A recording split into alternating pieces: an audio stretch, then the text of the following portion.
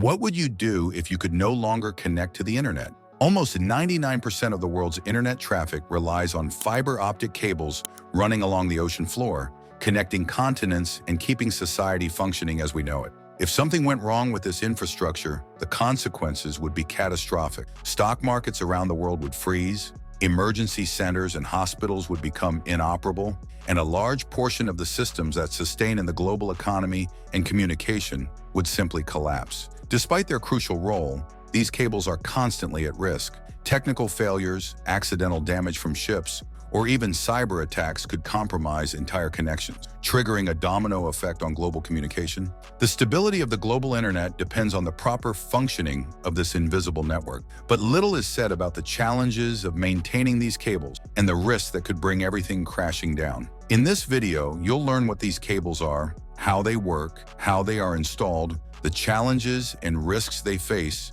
and what life would be like for billions of people if they went offline. Contrary to what many people think, the internet is not transmitted via satellites, at least not on the scale we imagine. Most of the data traveling across the planet passes through fiber optic cables installed on the ocean floor. These cables transmit internet signals through pulses of light, covering thousands of miles at speeds close to the speed of light. The idea of connecting continents with submarine cables is not new. Back in the 19th century, the first underwater telegraph cables were installed to send Morse-coded messages. In 1858, the first transatlantic cable was laid between the US and the UK, enabling transatlantic communication for the first time, though it stopped working after just a few weeks. Over time, this technology evolved, and in the 1980s, fiber optic cables revolutionized telecommunications.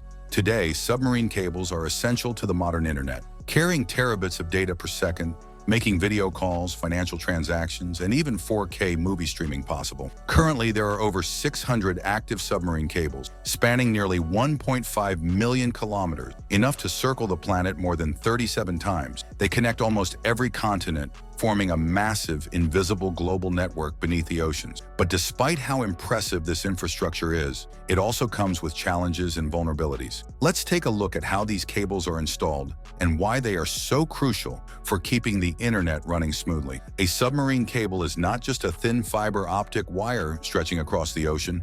It has to withstand extreme pressure, temperature changes, ocean currents, and even shark attacks. Each cable has multiple layers of protection, including, number 1, the fiber optic core, the most important part where light travels carrying data. 2, a plastic protective layer that maintains the integrity of the fiber optic strands. 3, a copper or aluminum layer. Number 4, reinforced steel layers, providing protection against mechanical impacts and bites from marine animals. And number 5, a durable outer coating that acts as the final layer, protecting against corrosion and environmental wear.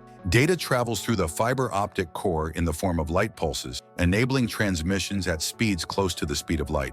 This means a message sent from the US to Europe can arrive in less than 0.1 seconds. Now let's talk about how these cables are installed. Laying a submarine cable is one of the most complex processes in telecommunications engineering. It is carried out by specialized ships called cable layers, which are responsible for transporting and deploying the cables onto the ocean floor. The first step is planning the route. Before installation, engineers map the seafloor to determine the best path. The goal is to avoid areas with volcanic activity, tectonic faults, or regions of strong underwater erosion. Once the route is planned, the cable is deployed into the ocean. It is slowly unspooled from the ship and carefully laid on the ocean floor. In deep waters, the cable rests freely on the seabed, as extreme pressure and lack of movement minimize the risk of damage. Next comes the burial process. Near the coast, cables are buried between 3 and 10 feet below the seafloor to protect them from ship anchors, fishing nets, and tidal movements. And finally, since optical signals weaken over long distances, amplifiers are placed along the route to boost the signal and keep it strong throughout its journey across the ocean. This installation process can take months and cost hundreds of millions of dollars. On top of that, storms and unexpected failures may require last-minute adjustment. Even after being installed, these cables are not completely safe. They still face risks and vulnerabilities, something we'll explore in the next part of the video. Submarine cables, while essential for global connectivity, also represent a major strategic vulnerability. They are not only susceptible to natural accidents or technical failures, but also to cyber attacks, espionage, and even potential acts of military sabotage. In an increasingly digital and geopolitical world, these cables have become silent yet highly valuable targets for governments, corporations, and intelligence groups. After all, sensitive data travels through these cables, ranging from top-secret government communications to trillion-dollar financial transactions between institutions worldwide. This means that any country or entity with the technical capability to intercept these signals could gain a significant strategic advantage. For decades, major world powers have been developing technologies to monitor and even manipulate the flow of information through these underwater networks. One of the most well-known cases was revealed in 2013 when documents leaked by Edward Snowden, a former NSA, U.S. National Security Agency employee,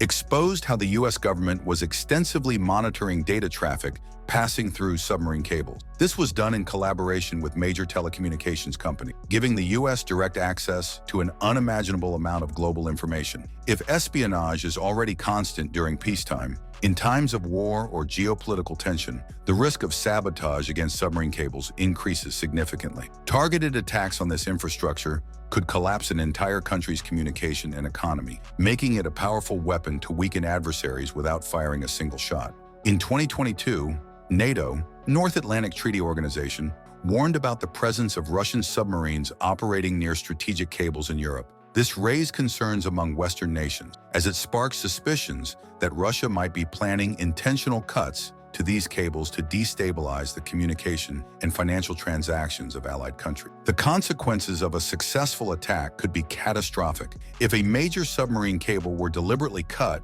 it could trigger a digital blackout across entire countries, disrupting financial services, transportation systems, military communications, and even power grids that rely on digital connectivity to function. The impact wouldn't be limited to just the targeted country. Since internet traffic is highly interconnected, a disruption at a critical point could simultaneously affect multiple nations. Another concerning factor is that, unlike conventional attacks, sabotage on submarine cables is extremely difficult to trace and prove. Since these infrastructures are located miles beneath the ocean, any country could deny involvement in an attack, making this kind of operation a powerful tool for hybrid warfare and covert missions. With the world's growing dependence on digital connectivity, submarine cables have become strategic assets, but also potential targets in modern conflicts. While major powers continue to develop technologies to protect and monitor these infrastructures, the risk of them being used as weapons in global conflicts remains a real and alarming threat. With so many dangers, it's clear that submarine cables are strategic assets that must be continuously protected and monitored. But there's another growing issue that may be just as concerning as the risks of sabotage. These cables are aging, and the current infrastructure may not be sufficient to handle the exponential rise in internet demand. Many of the submarine cables that keep the world connected were installed over 20 years ago and can no longer keep up with the growing global data traffic.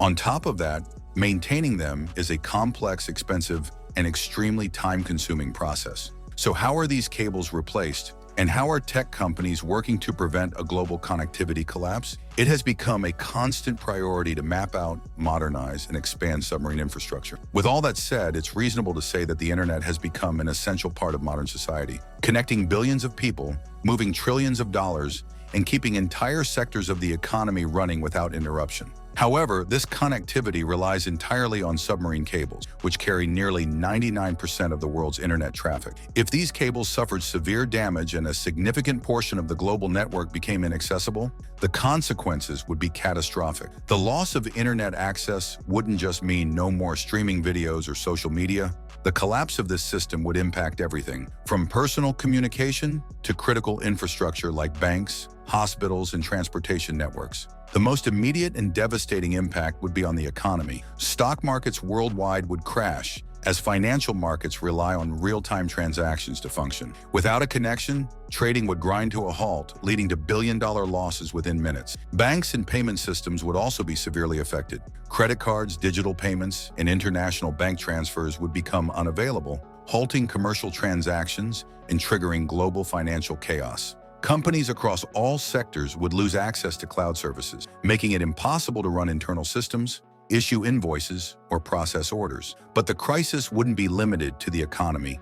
Essential sectors like healthcare, security, and transportation would also suffer major disruption. Hospitals and clinics would lose access to electronic medical records, making medical care and diagnoses much more difficult. In many cases, doctors rely on the internet to access test databases and patient histories, meaning surgeries and treatments could be delayed or even canceled. Emergency services, such as police, firefighters, and ambulances, might struggle to communicate and coordinate operations, increasing response times in critical situations. Finally, we analyze the impact of a major failure in these cables, which could disrupt banking services, communication systems, transportation, security, and various sectors of the global economy. Now that you know more about this technology, what stood out the most to you?